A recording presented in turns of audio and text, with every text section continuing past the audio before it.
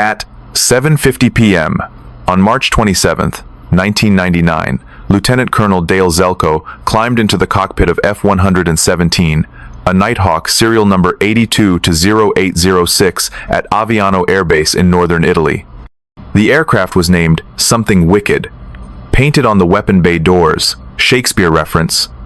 This aircraft had flown 39 combat sorties during Operation Desert Storm 8 years earlier.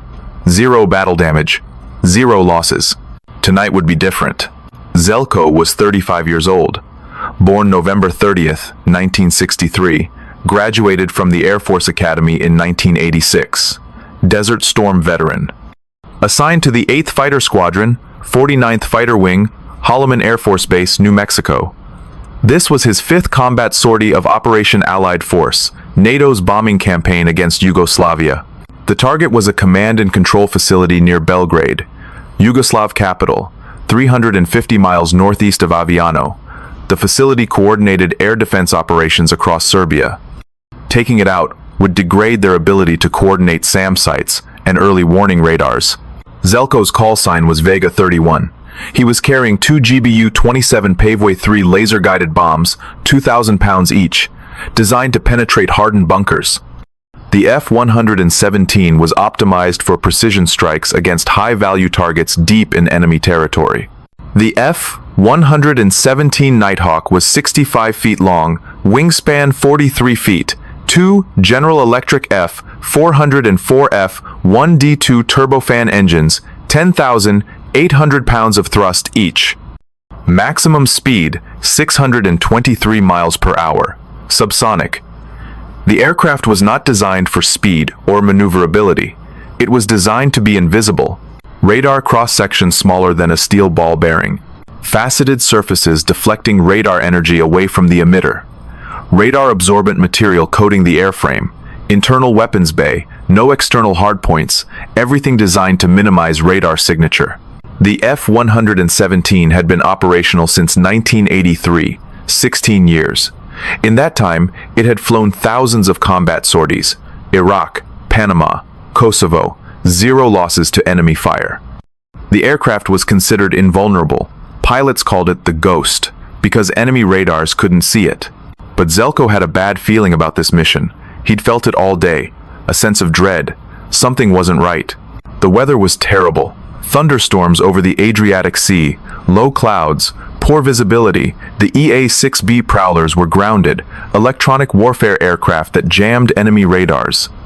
The F-16CJ Wild Weasels were grounded too.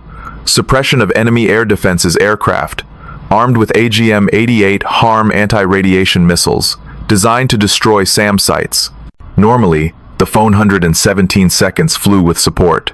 Prowlers jammed enemy radars. Wild Weasels destroyed any SAM site that activated. But tonight, the F-117 seconds were flying alone, relying entirely on stealth. Zelko taxied to the runway at 7:55 p.m. 3 other F-117 seconds were taking off ahead of him, all heading to different targets around Belgrade, all flying alone, no escorts, no jammers, no Wild Weasels. He took off at 8 p.m. local time, climbed to 25,000 feet, headed northeast toward Serbia. The flight would take approximately 45 minutes. He'd be over target at 8:45 p.m., drop bombs, egress south, back to Aviano by 9:45 p.m. Simple mission, in and out. Like every other F-117 mission for the past 16 years, except this time, someone was waiting. Lieutenant Colonel Zoltán Dani was 41 years old, commander of the 3rd Battalion, 250th Air Defense Missile Brigade, Yugoslav Army. His battery was equipped with S-125M Neva surface-to-air missiles, NATO designation SA-3 Goa, Soviet design from 1961, 38 years old, obsolete by Western standards. The S-125 system consisted of several components: P-18 spoon rest early warning radar, long-range search radar, operating in the VHF band, 90 to 100 MHz, low frequency. The P-18 could detect large aircraft at 125 miles, but the range was imprecise, several hundred meters of error. The SNR-125 low-blow fire control radar, operating in the G/H band, 5 to 6 GHz, High frequency, precise targeting, but also easy to detect. NATO aircraft had radar warning receivers tuned to detect G/H band emissions. Once the SNR-125 activated, the Wild Weasels would fire harm missiles at it. Dani had developed strict operating procedures. The P-18 early warning radar could stay active continuously. It operated at such low frequencies that most NATO radar warning receivers couldn't detect it. But the SNR-125 fire control radar could only activate for 20 seconds maximum. Then the battery had to shut down and relocate. 30 seconds of radiation meant a harm missile was probably already inbound. Dani's battery had been operating for 3 days.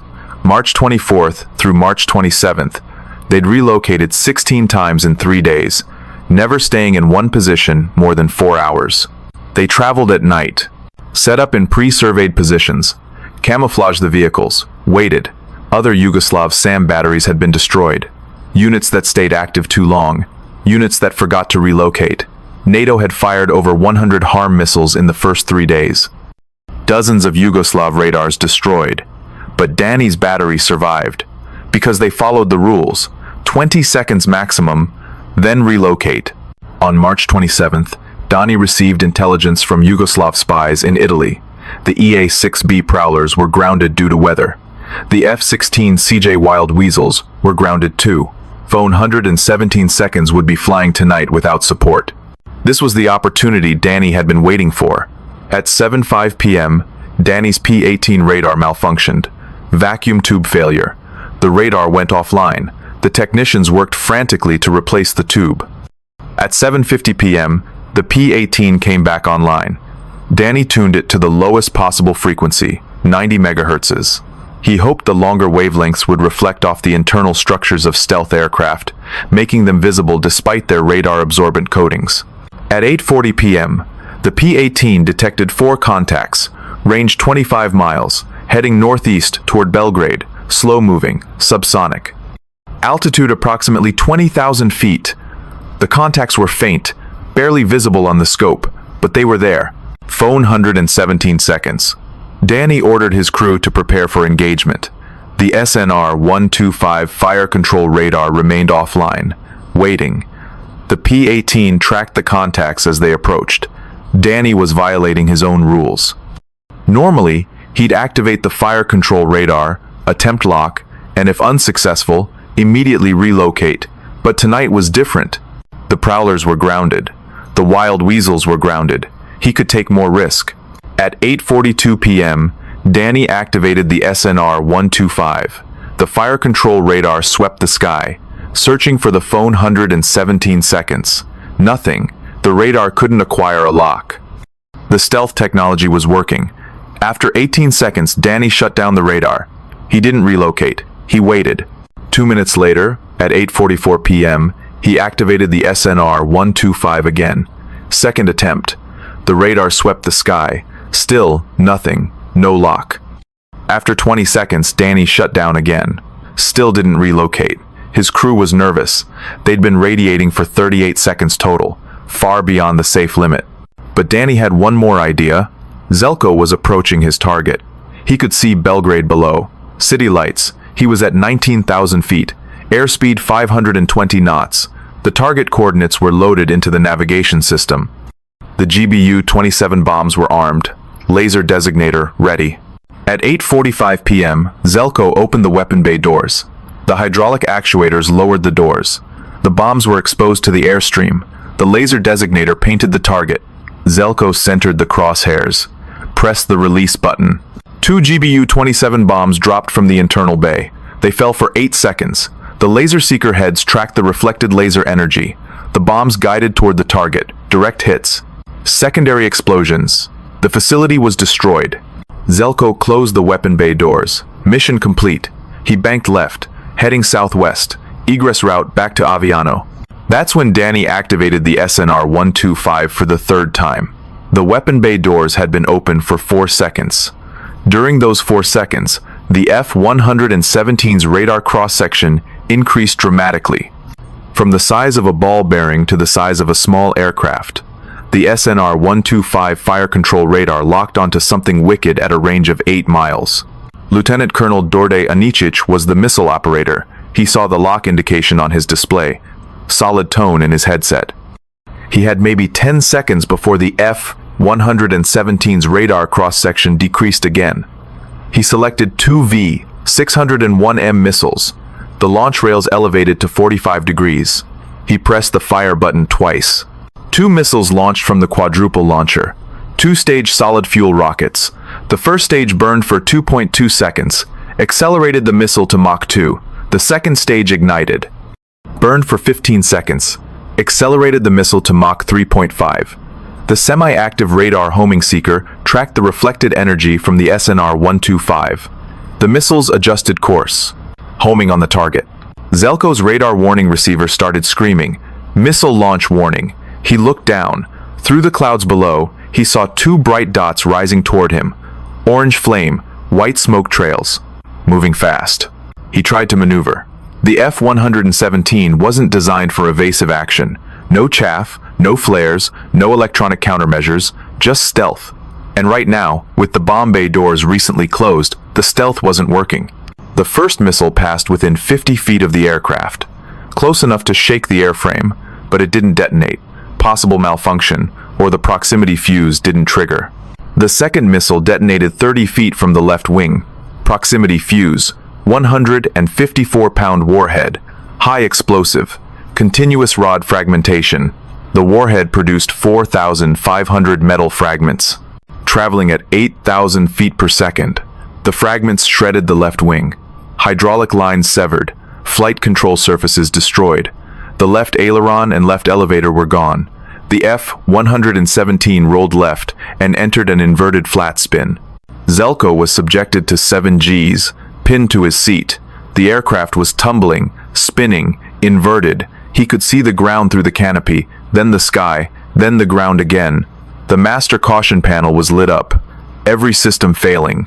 He tried to reach the ejection handles. His arms weighed 100 pounds each under the G-forces. He pulled with everything he had, got his right hand to the right handle, pulled. The canopy jettisoned. Explosive bolts fired. The canopy separated and tumbled away. The ejection seat fired. Rocket motor. 15 Gs of acceleration. Zelko was propelled upward out of the aircraft. For 1.4 seconds, he was attached to the seat. It felt like an eternity. He thought the ejection had malfunctioned, thought he was still in the aircraft. Then he felt the tug. The parachute deployed. Fully inflated. He looked down. Something wicked was tumbling away below him, inverted, burning, pieces falling off. Then he looked up at his parachute. Bright orange and white panels. Highly visible. The moon was full. Temperature was 38 degrees Fahrenheit. Clear night. He could see Belgrade off to his right. Well lit. He could see his parachute would be visible for miles. He thought about his mother, his daughter, the enemy below. And strangely, he imagined sitting with the Serbian SAM operator who shot him down, having coffee, congratulating him. Real nice shot. He broke protocol, started using his survival radio while still descending. SEER training said to wait until on the ground. But Zelko reasoned that altitude gave his radio signal better range. And if he was captured immediately after landing, he'd never get a chance to transmit. Mayday, Mayday, Mayday. Vega 31, Vega 31, going down. A KC-135 stratotanker was orbiting over Bosnia, 60 miles southwest. The boom operator had seen the explosion, a bright flash in the sky over Belgrade. He was looking in that direction when he heard the Mayday call. Vega 31, Magic copies your Mayday. Last position? Vega 31, last position in aircraft, point after target. Then Zelko saw the ground rushing up. He pulled the parachute risers, tried to steer toward a dark area, away from lights, away from roads. He hit the ground hard, landed in a muddy field, near the village of Budanovci, 25 miles west of Belgrade. He released his parachute harness, ran toward an irrigation ditch, covered himself with mud, made himself as small as possible, waited. Within minutes, the area came alive. Trucks, lights, voices. The wreckage of something wicked had impacted 800 meters away. The aircraft hit the ground inverted, low angle. The fuselage was relatively intact. Yugoslav soldiers, police, and civilians were converging on the crash site. Zelko could hear them, could see their flashlights, sweeping the fields, getting closer. He stayed still, controlled his breathing, made no sound. A dog appeared, sniffing the ground, getting closer to his position. Zelko slowly pulled his survival knife, considered his options. If he killed the dog, the owner would investigate. If the dog found him, same result. He decided to wait. The dog came within 10 feet, sniffed the air, then turned and left. Zelko exhaled. The owner called the dog, moved to a different area. Zelko transmitted his GPS coordinates, whispered into the survival radio. An EC-130E Commando solo aircraft was coordinating the combat search and rescue effort. They passed the coordinates to the CSAR task force at Tuzla Air Base in Bosnia. The task force consisted of 2 MH-53M Pavlo helicopters and 1 MH-60G Pavehawk. Captain James Cardoso was mission commander, flying the lead MH-53M, Callsign Magic. Captain Sean Cameron was flying the second MH-53M. Captain Chad Franks was flying the MH-60G. They launched at 10:30 p.m. A 10 Warthogs provided escort. Call signs Sandy 30 and Sandy 31. Captain John Cherry and Captain John O'Brien. The 8 seconds would provide close air support and communicate with Zelko. The helicopters flew low level through Serbian airspace, 200 feet above the ground, following valleys, using terrain masking. They were 80 miles from Zelko's position. Flight time approximately 4 or 5 minutes. At 11:15 p.m., the 8 seconds arrived on station. They established communication with Zelko, confirmed his position, but they couldn't see him. Too dark, too much ground cover. The helicopters arrived at 12:30 a.m. Zelko activated his infrared strobe, invisible to the naked eye, visible through night vision goggles. But the strobe failed. The batteries were weak. The helicopter crews couldn't see it. Zelko made a decision. He pulled out a flare. Bright light, highly visible. It would give away his position to everyone, Serbs included. But it was now or never. He popped the flare. Bright orange light illuminated the field. The helicopters saw it immediately, but so did the Serbian search parties. Flashlights turned toward the flare. Vehicles started moving in that direction. The MH-60G Pavehawk, flown by Captain Franks, descended rapidly. Zelko heard, "Snuff your flare, it blinds our night vision." He grabbed the flare, shoved it into the mud. The light went out.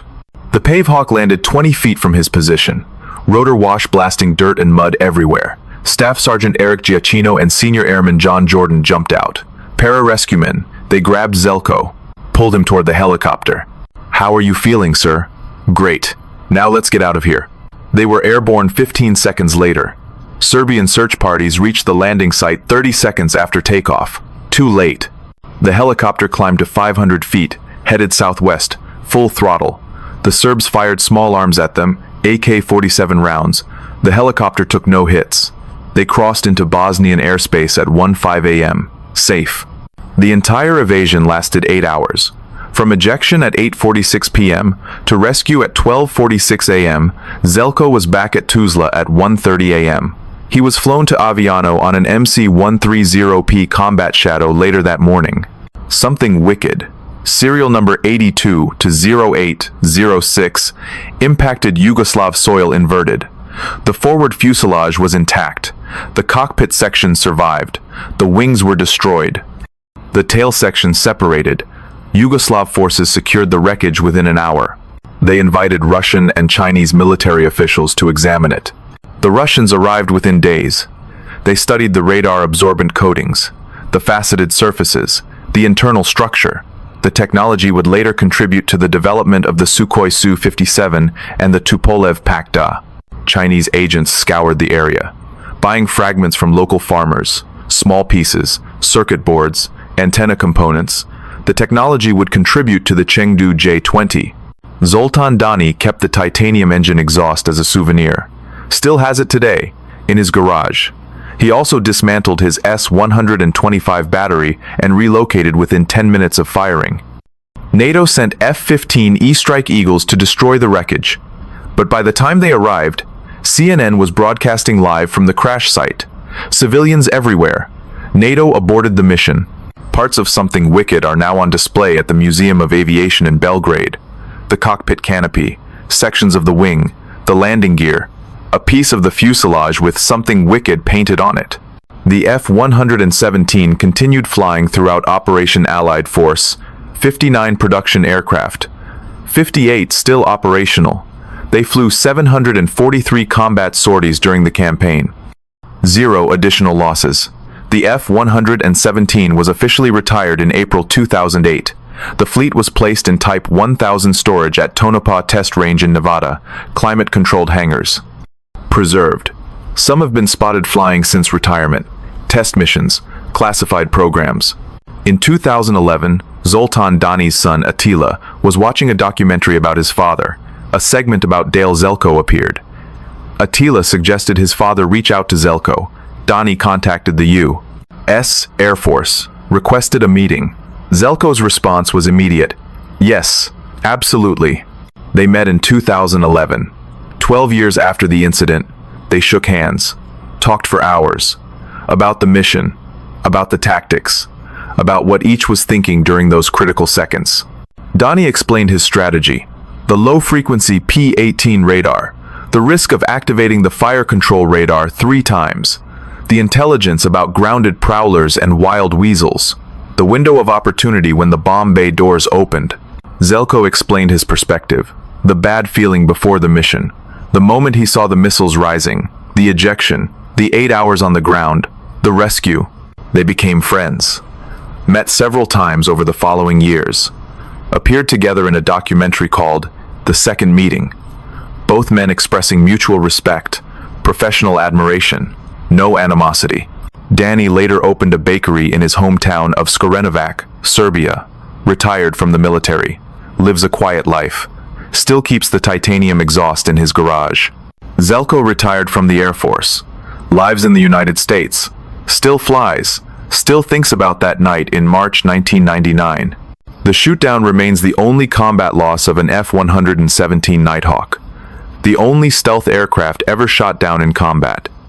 A 8-year-old Soviet missile system defeating cutting-edge American stealth technology, not through superior equipment, through tactical ingenuity, patience, discipline, and a little bit of luck.